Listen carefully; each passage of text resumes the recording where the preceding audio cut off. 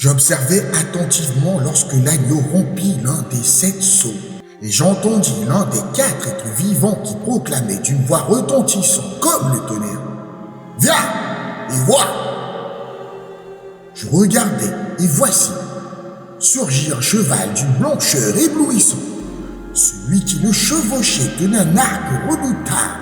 Une couronne lui fut octroyée, et il s'élança en conquérant invincible pour étendre encore ses victoires. Lorsqu'il brisa le 2e sceau, j'entendis le second être vivant qui ordonnait « Viens et contemple !» Alors jaillit un autre coursier, d'un rouge flamboyant. Son cavalier reçut le pouvoir funeste d'extirper la paix de la terre, afin que les hommes s'entretuassent avec férocité, et une épée imposante lui fut remise.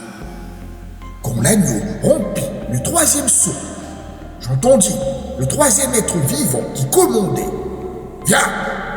Je regardai, et voici, apparut un cheval d'un noir lugubre.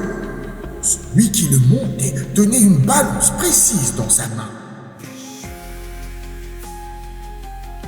Et j'entendis au milieu des 4 êtres vivants une voix qui déclarait « Une mesure de froment pour un denier, et 3 mesures d'orge pour un denier également. Et garde-toi d'altérer l'huile et le vin précieux. » Lorsqu'il déchira le 4e sceau, j'entendis la voix du 4e être vivant qui proclamait « Viens et observe !» Je regardai, et voici, surgit un cheval d'une couleur livide comme la mort. Celui qui le chevauchait portait le nom terrible de la mort. Le séjour des morts le suivait comme son ombre. Le pouvoir leur fut accordé sur le quart de la terre pour faire périr les hommes par le glaive tranchant, par la famine dévastatrice, par les épidémies mortelles et par les bêtes féroces qui errent sur la terre.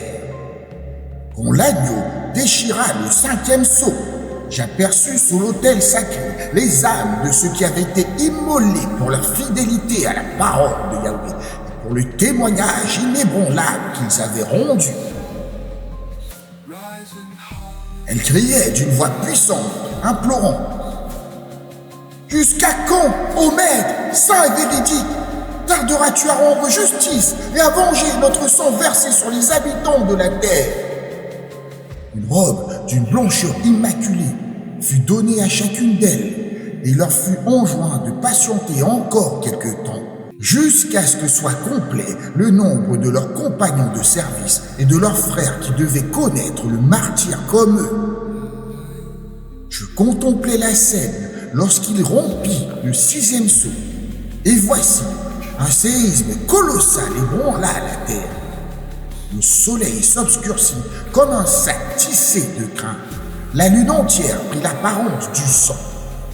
Les étoiles du firmament s'abattirent sur la terre, semblables aux figues vertes d'un figuier secoué par un ouragan violent les choirs. Le ciel se retira comme un parchemin qu'on enroule, et toutes les montagnes majestueuses et les îles furent déplacées de leurs assises.